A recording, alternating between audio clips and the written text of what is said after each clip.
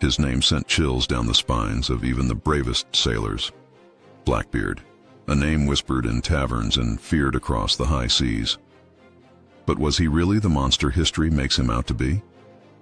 To understand Blackbeard, we need to journey back to a time of chaos and lawlessness in the Caribbean, the golden age of piracy, a time when ordinary men were driven to desperate measures.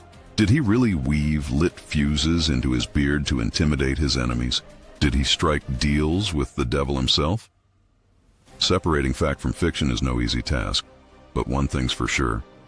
Even without the embellishments, Blackbeard's story is remarkable. So, who was the real man behind the legend? Join me as we set sail to uncover the truth about Blackbeard. It's a journey full of mystery, and more questions than answers. Are you ready to discover the man behind the myth? Our story begins, not on the high seas, but in the bustling port city of Bristol, England. It's the late 1600s, a time of exploration and opportunity. The New World beckoned with promises of fortune and adventure, drawing men from all walks of life to a life at sea. This is Edward Teach before the beard, before the legend. We don't know much about his early life. Was he a sailor on a merchant vessel?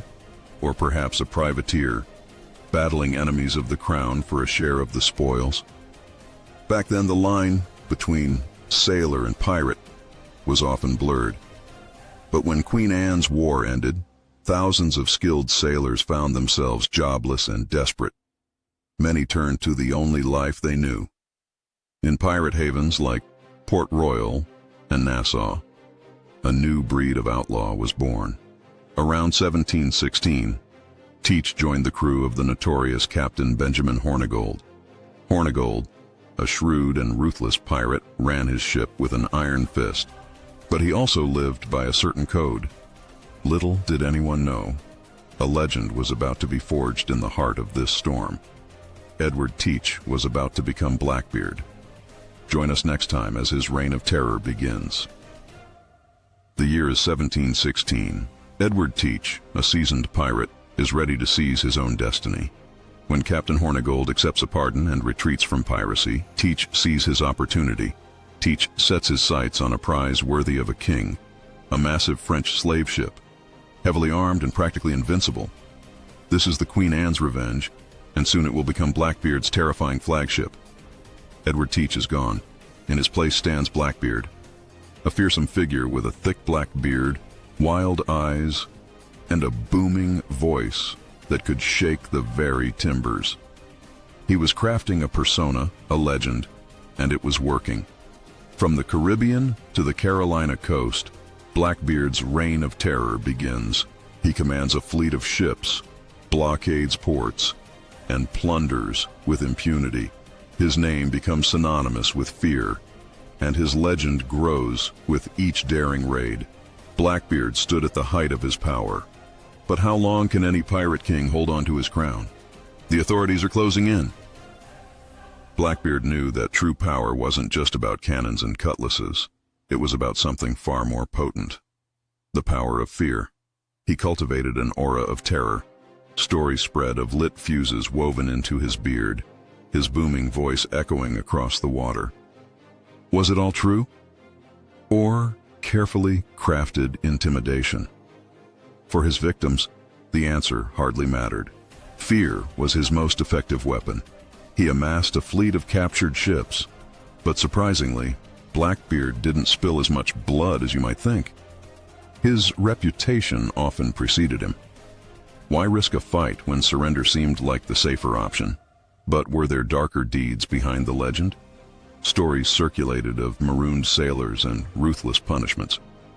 Was it calculated cruelty or propaganda spread by his enemies to demonize him? Blackbeard's true genius was understanding the power of fear. It won him battles before they even began. It's a legacy that echoes through history, securing his place as the ultimate pirate legend. May 1718. Blackbeard sets his sights on a prize bolder than any before, the wealthy port city of Charleston. This wasn't just another raid. This was an act of war. With a handful of ships, Blackbeard brings the mighty Charleston to its knees, blockading the harbor and holding the city hostage. He'd shown his strength, but at what cost? Days turn into a terrifying ordeal for the citizens of Charleston. Markets stand empty. Homes are shuttered tight. Blackbeard's reign of terror has come to their doorstep. His demands shock the city. Of course, there's gold and silver, but Blackbeard has a more urgent need: medicine. A stark reminder of the ever-present threat of disease for even the most fearsome pirates. Blackbeard leaves Charleston victorious, but the fight has taken its toll. Was it a strategic retreat, or were there limits even to Blackbeard's ruthlessness? Blackbeard had amassed unimaginable wealth and power, but his reign of terror couldn't last forever. Enter Lieutenant Maynard, a young officer determined to end the pirates' reign. Maynard knew he couldn't defeat Blackbeard in a straight fight. So he lured the pirate and his flagship into a trap, the shallow waters of Ocracoke Island. Here, Blackbeard's fearsome firepower would be useless. The battle erupts with the deafening roar of cannons and the clash of steel. Blackbeard, a giant among men, fights with unmatched ferocity. But Maynard and his men are relentless. Blackbeard, riddled with bullets and sword wounds, fights on. Legend says it took 5 shots and over 20 sword cuts to finally bring him down. A fittingly dramatic end for a larger-than-life figure. As a final, gruesome warning to other pirates, Blackbeard's headless body is tossed into the sea, his head displayed on a pike. The reign of terror was over. But Blackbeard's legend would live on, fueled by whispers of his exploits and the enduring mystery of his buried treasure. Centuries after his death, Blackbeard's legend lives on. He's inspired countless books, movies, even Halloween costumes. What is it about Blackbeard that continues to fascinate us? From simple woodcuts to Hollywood blockbusters, Blackbeard's image has transformed over time. Each generation reinterprets the legend, reflecting their own views on power, freedom, and rebellion. The allure of the pirate life is undeniable. Sailing the open seas, answering to no one, seeking adventure and fortune. Blackbeard embodies this rebellious spirit, challenging the very notion of authority. And what became of Blackbeard's legendary treasure? Did he bury it on some remote island, waiting to be discovered? The mystery endures, fueling our imaginations and inspiring searches for gold and glory. Blackbeard's story continues to fascinate us because it taps into something deep within the human spirit. Our desire for freedom, our fascination with power, and our thirst for adventure. What do you think? Was Blackbeard a villain or a folk hero? Let me know in the comments below. And don't forget to like, subscribe, and share this video with your fellow history buffs. Thanks for watching.